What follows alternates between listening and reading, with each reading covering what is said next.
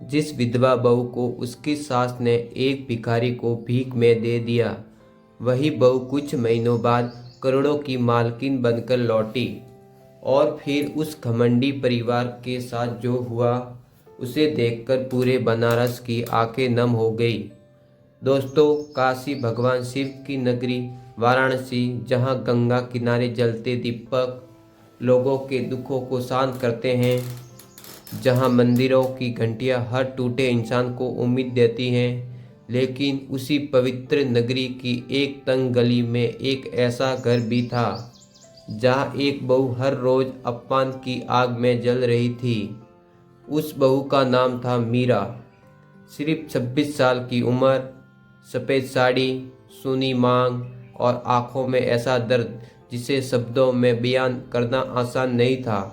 कुछ महीने पहले तक वही मीरा इस घर की खुशियों की वजह थी। उसकी हंसी से आंगन महकता था, उसकी पायल की आवाज़ पूरे घर में गूंजती थी। लेकिन शादी के कुछ ही दिनों बाद सड़क हादसे में उसके पति की मौत हो गई और उसी दिन से मीरा इस घर में बहू नहीं, अब सुकून बन गई थी। उसकी सास रुक्मणी देवी हर बात पर उसे कोसती, तेरे कदम पड़ते ही मेरा बेटा चला गया। सुबह 4 बजे से रात तक मीरा काम करती, बर्तन, कपड़े, झाड़ू, पोछा। कई बार उसके हाथों से खून निकल आता, लेकिन किसी ने कभी महरम नहीं लगाया। रात को जब पूरा परिवार गर्म खाना खाता, तब मीरा को बासी रोटी दे दी जाती। वो चुपचाप खा लेती, क्योंकि उसके पास सहने के अलावा कोई रास्ता नहीं था। रात में जब वो सब सो जाते, तब वो अपने पति की तस्वीर सीने से लगाकर रोती, आप मुझे अकेला छोड़कर क्यों चले गए। उसकी आंखों से आंसू बहते रहते, लेकिन सुनने वाला कोई नहीं था। एक दिन तो हद ही हो गई। मीरा से गलती से एक गिलास टूट गया, बस फिर क्या था। रुक्मणी देवी आग बुबला हो गई। उन्होंने मीरा के बाल पकड़कर उसे आंगन में घसीट दिया। मनहूस, मेरे बेटे को खा गई, अब घर का सम्मान भी तोड़ेगी। मीरा हाथ जोड़कर रोने लगी। माँ जी, गलती हो गई, लेकिन उस घर में उसकी बात सुनने वाला कोई नहीं था।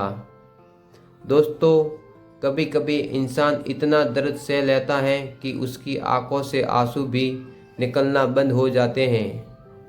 मीरा की हालत भी कुछ ऐसी ही हो चुकी थी। फिर एक सुबह घर के बाहर किसी बूढ़े आदमी की आवाज़ सुनाई दी, माई, 2 दिन से भूखा हूँ, कुछ खाने को दे दो। रुक्मणी देवी गुस्से में बाहर आई।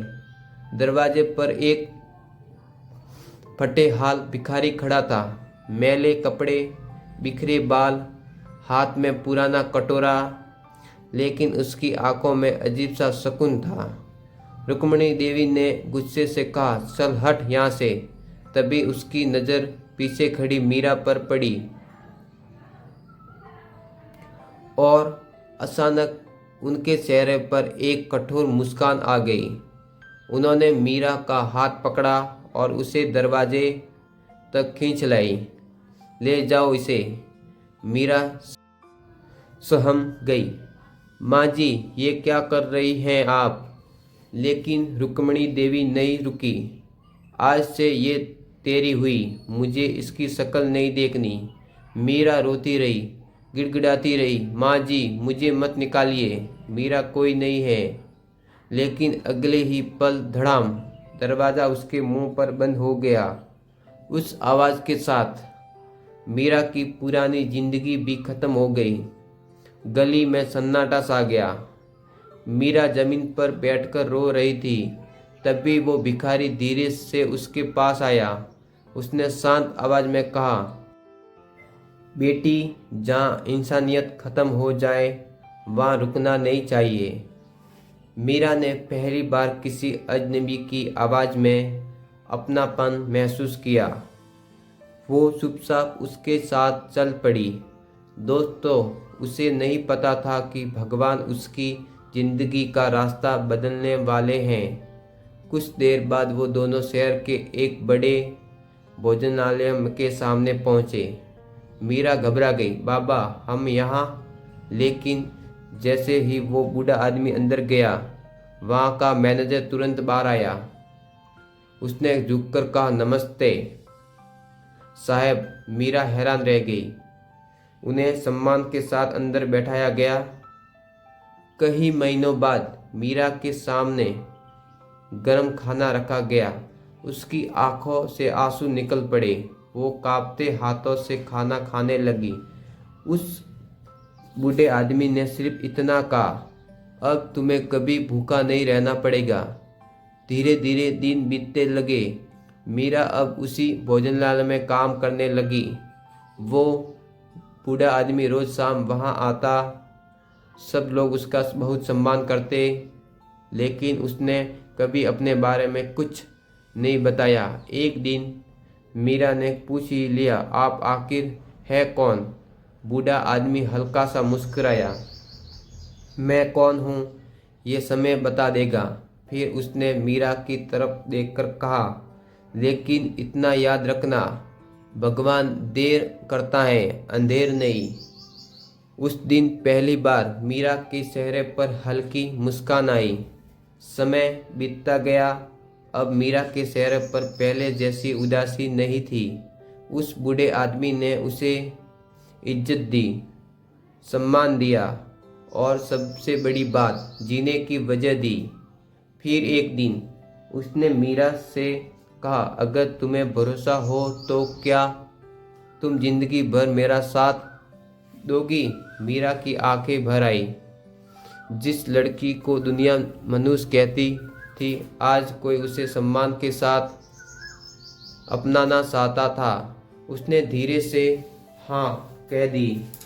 लेकिन दोस्तों, अगली सुबह पूरा बनारस हैरान रह गया। शहर के सबसे बड़े होटल के बाहर महंगी गाड़ियों का लंबा काफिला खड़ा था। चारों तरफ सुरक्षा गार्ड, मीडिया, बड़े बड़े लोग, और उसी बीच मीरा को शाही कपड़ों में वहां लाया गया। उसे समझ नहीं आ रहा था कि आखिर हो क्या रहा है। तभी मंच पर वही बूढ़ा आदमी आया, लेकिन आज वो भिखारी नहीं लग रहा था। शानदार कपड़े, रुतबा और चेहरे पर अलग ही चमक। तभी किसी ने घोषणा की, देश के प्रसिद्ध उद्योगपति आर्यन राज सिंघाना जी। मीरा स्तंभ रह गई।